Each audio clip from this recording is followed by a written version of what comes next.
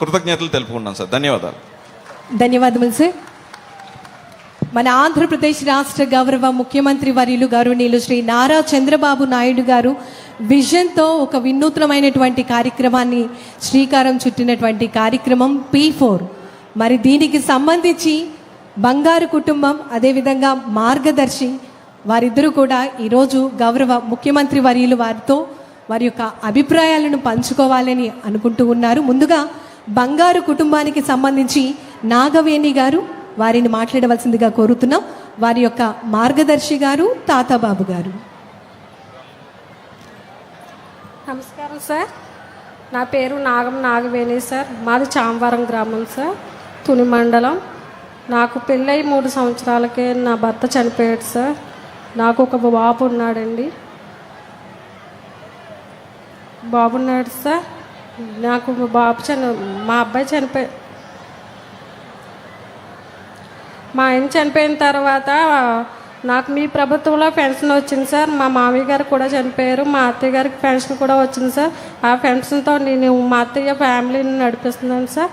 ఇప్పుడు ఆర్థిక సహాయం కావాలని నేను P4 అనే స్కీమ్ ద్వారా పరవాడ తాతబాబు గారిని సంప్రదించాను సార్. నాకు ఆయన సాయం చేయడానికి ముందుకు వచ్చారు సార్. నాకు P4 ద్వారా నాకు ఆర్థిక సాయం చేయడానికి మా అబ్బాయికి బుక్స్ కానీ బట్టలు కానీ అవి చేయడానికి ముందుకు వచ్చారు సార్. ఆయనకు నా ధన్యవాదాలు తెలుపుతున్నాను సార్. ఈ స్కీమ్ ద్వారా నేను ఆర్థిక సాయం పొందినందుకు నేను చాలా కృతజ్ఞతలు తెలుపుతున్నాను సార్. Thank you sir.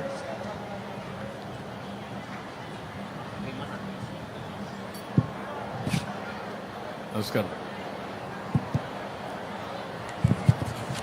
చెప్పండి, మాట్లాడండి. ఈ దేశంలో మొట్టమొదటిసారిగా ఐటీ విప్లవం తీసుకొచ్చిన ఆరాధ్యులు, స్వర్ణాంధ్ర ఆరాధ్యులైనటువంటి మన గౌరవ ముఖ్యమంత్రి నారా చంద్రబాబు నాయుడు గారికి నా హృదయపూర్వక ధన్యవాదాలు. అలాగే ఈ వేదికను అలంకరించిన పెద్దలందరికీ నా ధన్యవాదాలు. అలాగే ప్రాంగణంలో ఉన్న వారి అందరికీ నా ధన్యవాదాలు. నేను పరవాడ తాతబాబు, సన్ ఆఫ్ రాజనాయుడు, వ్యవసాయ కుటుంబం నుంచి వచ్చాను. కుమ్మర్లావ్ అనే పల్లెటూరు మాది. నేను BA వరకు చదువుకున్నాను. తునిలో వ్యాపారం స్థాపించి నా కాళ్ళ మీద నేను నిలబడి అందరికీ జీవనోపాధిని నాకు తోచిన వాళ్ళకి ఇవ్వడం అలవాటు. మొట్టమొదటి నుంచి కూడా సామాజిక సేవ నా స్పృహ. అది ఒక ప్లాట్ఫారం ఎన్నుకోవాలనే ఉద్దేశంతో లైనిజంలో జాయిన్ అయ్యాను. లైనిజంలో నాకు ఇంటర్నేషనల్ అవార్డు కూడా, ప్రెసిడెంట్ మెంబర్షిప్ అవార్డు కూడా వచ్చింది. ఇంటర్నేషనల్ అవార్డు గెలిచిన కూడా. అప్పటి నుంచి కూడా సేవా కార్యక్రమాలు అంటే నాకు ఎంతో ఇష్టం. అలాగే ఎలియన్స్ క్లబ్ ఇండియాలో స్థాపించిన క్లబ్లో కూడా నేను ఉన్నాను. అలాగే తర్వాత రాజకీయాల్లో కూడా ఉన్నాను. నేను తెలుగుదేశంలో యాక్టివ్ మెంబర్ని కూడా. మన దివ్యమ్మ ఆధ్వర్యంలో నేను పనిచేస్తున్నాను కూడా. అయితే ఈ P4 కార్యక్రమం మన ముఖ్యమంత్రి గారు ప్రవేశపెట్టారు. ఒక కుటుంబం, ఒక ఎంటర్‌ప్రెన్యూర్, పారిశ్రామికవేత్తలు అవ్వాలి, ఈ పేదరికం అంతా నిర్మూలించాలి, ఈ ఫలాలందరూ కూడా అంది ప్రతి వాళ్ళు పెద్దలు అవ్వాలి, అందరికీ ఆర్థిక స్వావలంబన కావాలి, సాధకారికత కావాలనే ఉద్దేశంతో వారు ఈ ప్రవేశపెట్టిన ఈ పథకానికి అవేర్ అయ్యి నేను ఈ నాగమణి అనే సామవరం గ్రామం నుంచి వచ్చిన ఈ నాగమణి 10th క్లాస్ వరకు చదువుకున్నానంత అమ్మాయి ఇంటరాక్ట్ అయ్యాను నేను. ఆ అబ్బాయికి ఒక 2వ తరగతి చదువుకునే పిల్లవాడు కూడా ఉన్నారు. వారికి ఏ ఆధారమూ లేదు. ఆధారం లేదు కాబట్టి అమ్మ నీకు నేను ఏదైనా వ్యాపారం పెట్టుకో చిన్నది, కుటుంబించిన అది వచ్చిన్నది, కుటుంబించిన వాటికి కావాల్సిన సదుపాయం అన్నీ నేను చేస్తానని చెప్పాను. అలాగే వాళ్ళకి ఫ్యామిలీకి కావాల్సిన ఆ పిల్లవాడి చదువు కానీ ఇదే విషయంలో కూడా నేను ఆదుకుంటానని చెప్పి ఆ అమ్మాయికి భరోసా ఇచ్చాను. ఇదంతా చేయడానికి మన ప్రీతమ ముఖ్యమంత్రులు వారి యొక్క ఆదేశాలు అని కాదు, అందరూ కూడా మనం ఇన్స్పైర్ అయ్యి ఈ కార్యక్రమంలో భాగస్వాములు అయ్యి మనం కూడా అందరినీ పేదవాళ్ళని కూడా వాళ్ళ ఎదుగుదలకు మనం తోడ్పడాలనే కృతనిశ్చయంతో ఈ కార్యక్రమాన్ని నేను తీసుకున్నాను. ఈ అవకాశం ఇచ్చిన ఈ ప్రజావేదిక, ఇప్పుడు మెయిన్గా ఇది ఒక వినూత్నమైన కార్యక్రమానికి శ్రీకారం చుట్టాం. నేను ఇచ్చే సంక్షేమ కార్యక్రమాలు మీకు చెప్తాను, అభివృద్ధి ఏం చేస్తున్నామో కూడా మీకు ఎక్స్ప్లెయిన్ చేస్తాను. అదే సమయంలో ఎంత అభివృద్ధి చేసినా, ఎంత సంక్షేమం ఇచ్చినా మీలో ఉండే శక్తి సామర్థ్యాలు బయట తీసుకురావాలన్నా, మీకు అండగా ఉండాలంటే ఏం చేయాలని ఆలోచించాను. మామూలుగా ఈరోజు ప్రభుత్వంలో మీరు చూస్తే P3 అని ఉంటుంది. కొంచెం వెనక్కిరండి మీరంతా, కొంచెం వెనక్కిరండి. P3 అనే కార్యక్రమం ఉంది, అంటే పబ్లిక్ ప్రైవేట్ పార్ట్నర్షిప్. ఇప్పుడు ఒక రోడ్డు వేశారు ఇక్కడ, నేషనల్ హైవే. అది ఒక ప్రైవేట్ వ్యక్తి వేశాడు, టోల్ కలెక్ట్ చేస్తాడు. కానీ తెచ్చిన అప్పు కట్టేసి మనకు మెరుగైన సదుపాయం. ఒకప్పుడు ఈ నేషనల్ హైవేలో పోవాలంటే 20 ఏళ్లకు మునుపు ఏమాత్రం కూడా పోయే పరిస్థితి లేదు. ఈరోజు అలాంటిది ఎక్కడ కూడా గుంతలు లేని రోడ్డు, 6 లేను 8 లేను, అవసరమైతే 14 లేన్లు కూడా వేసి సుజావుగా ప్రయాణ సౌకర్యం వచ్చే పరిస్థితి వచ్చింది. ఒకటే కాదు, ఒకప్పుడు మీ దగ్గర ఫోన్లు ఉండేటి కాదు, నన్ను ఎగతాళి చేశారు అప్పట్లో. ఇప్పుడు మీరు చూసి అందరి దగ్గర సెల్ ఫోన్లు ఉన్నాయి. అదే మరి మీకు బ్యాండ్ విత్ కూడా అందరూ ప్రొవైడ్ చేసే పరిస్థితికి వచ్చారు. అది కూడా P3లో వచ్చింది. కరెంటు కూడా చాలామంది కరెంట్ అదే మరిగా వస్తూ ఉంది. అంటే ఇక్కడ గుర్తుపెట్టుకోవాల్సిందే, మీరందరూ P3 వల్ల, వ్యాపారాల వల్ల తెలివితేటలు పైకి వచ్చారు. కానీ ఇప్పటికి కూడా సమాజంలో కొంతమంది అట్టడుగునే ఉన్నారు.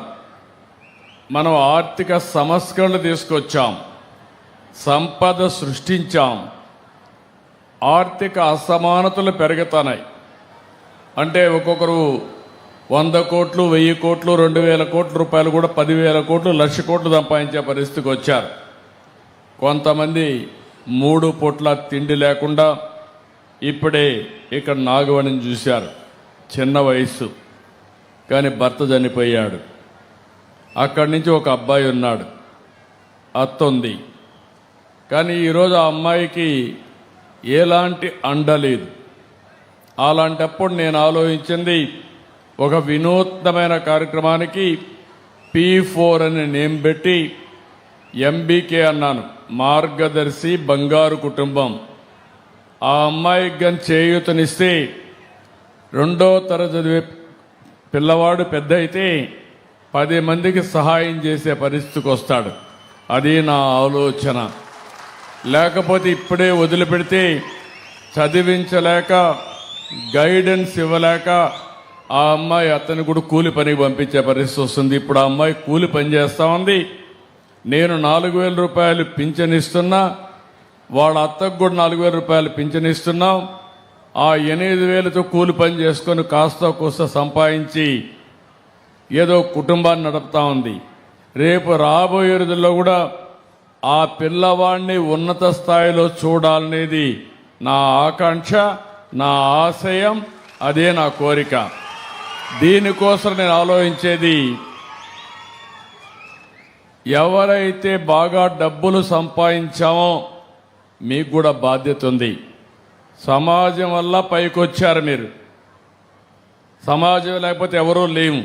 ఇప్పుడు నేను ముఖ్యమంత్రిగా ఉన్నానంటే మీ అందరి ఆశీస్సులు నేను ముఖ్యమంత్రి చేశారు.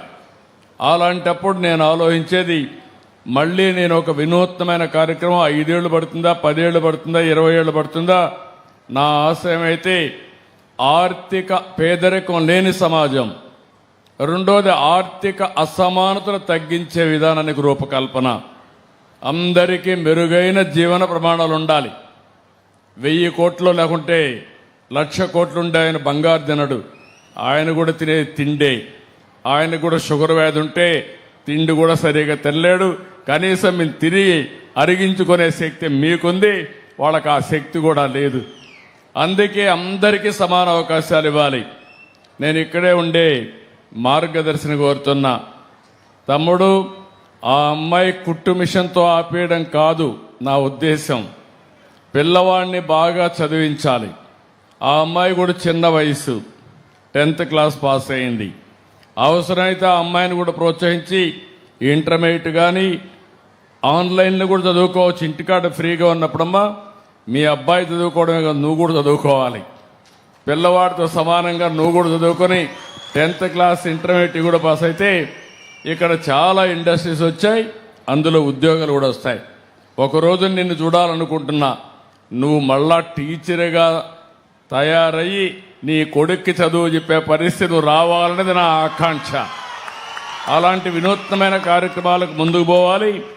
మీరు కూడా నాకు కావాల్సింది ఏదో ఆ అమ్మాయిని కోరికలను కూడా లేకుండా చేయకుండా, అంటే ఇన్ ది సెన్స్ ఆ అమ్మాయికి భవిష్యత్తు మీద ఆశ ఉండాలి. మీరు ఆ పిల్లవాడిని బాగా చదివించడం, ఆ అమ్మాయికి కూడా ఆదాయం వచ్చే మార్గాలు నిరంతరం మీరు నేర్పించడం, మీ కుటుంబంతో సమానంగా వీళ్ళని కూడా మీ తమ్ముడు కుటుంబం అనుకుంటారా, లేకుంటే మీ బంధువుల కుటుంబం అనుకుంటారా, మీ పిల్లలతో సమానంగా ఆవిడని కూడా పైకి తేవాల్సింది నేను కోరుతున్నా. అలాంటి ప్రణాళిక తయారు చేయాలి. ఓకే, తప్పనిసరి. నమ్మకమేనా? నమ్మకం. నేను మానిటర్ చేస్తా ఉంటా ఇవన్నీ. ఓకే, తప్పనిసరి. ఈరోజు తునికి వచ్చినప్పుడు ఇక్కడ మీటింగ్లో మాట్లాడని రికార్డ్ చేస్తారు. కంప్యూటర్ ఆన్ చేసి చూస్తే తాతయ్య ఏం చెప్పారు, నాగవణి ఏం చెప్పింది, మొత్తం రికార్డు ఉంటుంది. మళ్ళా నువ్వు కానీ నా దగ్గర చెప్పేసి మళ్ళా నువ్వు కోల్డ్ ఫీడ్ డెవలప్ చేసుకుంటే కరెక్ట్గా చేస్తానంటావా? చేస్తాను. నమ్మకమేనా? నమ్మకం సార్. Okay, good. అది స్పిరిట్. ఇక్కడ నేను మిగిలిన విషయాలు ఎక్స్ప్లెయిన్ కూర్చోమన్నా. Thank you. నువ్వు కూడా నేర్చుకుంటావమ్మా. అబ్బాయిని బాగా చదివించి బాధపడద్దు. ఓసారి విధి సక్రమంగా చేయనప్పుడే ధైర్యం కావాలి. సవాళ్ళు అందరికీ వస్తాయి. సవాళ్ళను అధిగమిస్తే మనం ముందుకు పోయే పరిస్థితి వస్తుంది. వచ్చిన సమస్యని తలుచుకొని బాధపడితే నువ్వు ముందుకు పోలేవు. ఈ విషయం కూడా గుర్తుపెట్టుకోవాల్సిందే కోరుతున్నా. థ్యాంక్ యూ అమ్మా. కూర్చోండి. ధన్యవాదాలు. రెండో కుమార్